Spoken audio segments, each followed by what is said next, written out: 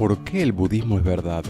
Un libro escrito por Robert Wright que habla sobre la ciencia y la filosofía de la meditación y la iluminación. Los placeres pasan y nos dejan con ganas de más, y esa insatisfacción constante es la dinámica de la vida. Además, la anticipación del placer es más fuerte que el placer en sí, y es que la selección natural no buscó que seamos felices, sino que pudiéramos reproducirnos.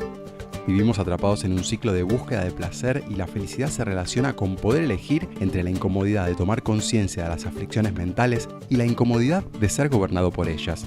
La mente no percibe la realidad directamente, sino a través de sus circuitos biológicos, y en ese sentido es una ilusión. Los sentimientos tienen la función evolutiva de acercarnos o alejarnos de las cosas según sean buenas o malas, y complementar el pensamiento. Pero la naturaleza nos diseñó un entorno que sirvió a nuestros antepasados y hoy no siempre nos sirve. No estamos hechos para ver el mundo con claridad y representar la realidad con precisión, sino para tener percepciones y creencias que ayuden a propagar los genes.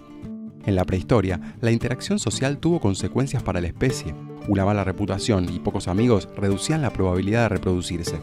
De ahí la importancia de impresionar y la ansiedad sobre lo social. Pero hoy, los sentimientos son guías menos fiables de la realidad, y lo que sirvió a nuestros ancestros puede ser contraproducente. Antes, una señal de beneficio mal reconocida, en el peor caso nos podía hacer ineficientes, pero una señal de peligro mal reconocida podía matarnos. Eso nos produjo un sesgo hacia los falsos positivos, pues era mejor desconfiar que correr el riesgo de morir. Así, los sentimientos buscan convencernos de que los atendamos y se sienten correctos y poco objetivos. Nuestra concepción intuitiva del yo es engañosa. Es una creencia que produce pensamientos dañinos sobre lo propio y allí residen los problemas del mundo. El yo está vinculado con la idea del control y de la persistencia en el tiempo. La materia de nuestro cuerpo no está bajo nuestro control, por eso no somos el cuerpo ni lo que de él surge.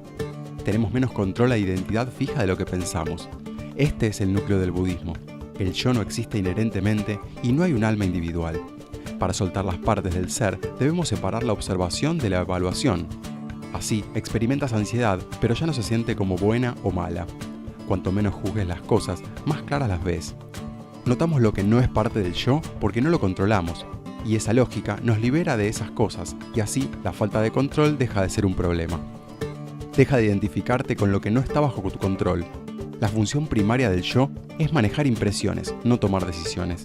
Y el autoengaño es una ventaja evolutiva que nos permite contar historias coherentes sobre uno mismo que nos describen como actores racionales y beneficiosos. Así, si un comportamiento nos da crédito, hay un yo que lo merece. Los pensamientos se piensan a sí mismos. Ni la mente consciente ni nada tiene el control. Cuanto más de cerca miramos la mente, más parece consistir en muchas partes diferentes que a veces colaboran y otras luchan por el poder. No dirigimos la película nos dirige a menos que logremos liberarnos de ella. El yo consciente está engañado sobre su propia naturaleza y su rol de guiar el comportamiento no es tan importante. No hay un solo yo conductor, sino una serie de yoes que se turnan para conducir. La mente cuenta con diferentes módulos, cada uno con sus ilusiones que compiten por la atención y van tomando el control según su fuerza del momento, y la forma en que toman el control es a través de los sentimientos. Lo más parecido a un yo sería un algoritmo que determina qué circunstancias ponen a qué módulos a cargo. Y no es consciente, porque entrar en cada módulo no es una decisión. El cerebro decide qué información considera parte de mí mismo y qué no, y eso define los límites entre el yo y los otros. El criterio clave para saber si algo es parte de mí es cuán automática es mi interpretación de sus señales. El yo consciente no crea pensamientos, sino que los recibe, y los sentimientos son la forma en que el cerebro etiqueta su importancia y determina cuáles entran en la conciencia. No hay procesos emocionales y cognitivos separados. Incluso los actos que parecen racionales se basan en emociones subyacentes. El sistema de valores es predominante y los módulos ganadores se fortalecen cuando se justifica racionalmente su juicio y cuando dan mejores resultados. Para liberarnos, debemos reconocer el sentimiento, aceptarlo, investigar su relación con el cuerpo y soltar la identificación con él. La meditación nos permite intervenir en el nivel de los sentimientos y alterar su influencia, y ayuda a generar nuevas perspectivas y debilitar las ilusiones. Observarlos sin reaccionar permite escapar al control y desafiar las causas que dan forma al comportamiento. Solo lo inherente es parte de la esencia, pero en el fondo nada es inherente a nada. La intuición de que los objetos y seres tienen esencias es una ilusión y no atribuirlas es fuente de libertad. De ahí el concepto del vacío o lo sin forma, que se refiere a la ausencia de esencia, ya que todo está vacío de existencia propia. Percibir la vacuidad implica recibir datos sensoriales en bruto, sin construir una teoría sobre los datos que le dan sentido de esencia, con resonancia emocional. La percepción es un proceso activo de construcción constante de modelos del mundo. Necesitamos una historia sobre la realidad, que junto a las creencias conforman nuestra experiencia y nuestro sentido de esencia. Somos evaluadores automáticos y tendemos a asignar adjetivos consciente o inconscientemente, explícita o implícitamente. Las esencias que percibimos son construcciones de nuestra mente, y sus historias moldean cómo nos sentimos acerca de las cosas.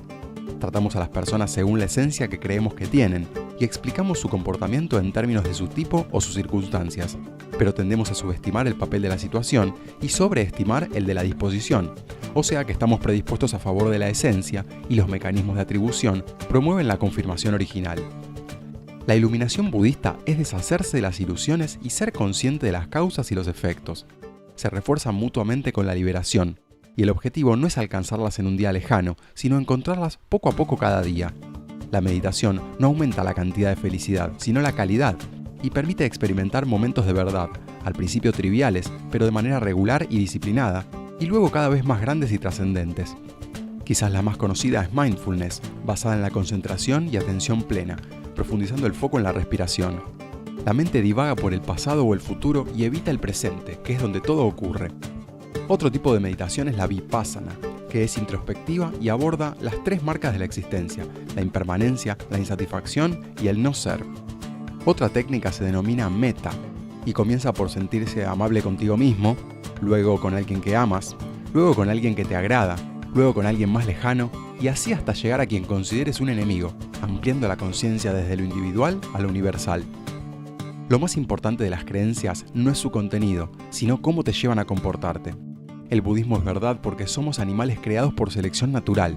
Luchar contra ella es una rebelión contra nuestro creador para liberarnos de la fuerza que nos controla. Lo más interesante es que debamos rechazar el valor evolutivo central, pero sin rechazar la vida sensible. Las distorsiones modernas podrían destruir millones de años de evolución, pero la salvación llegará con el cultivo de mentes más tranquilas y sabias, quizás en forma de revolución metacognitiva. Al meditar para tratar de ver el mundo con más claridad, también reducimos nuestro sufrimiento, y al avanzar en la salvación individual, ayudamos a la humanidad en general.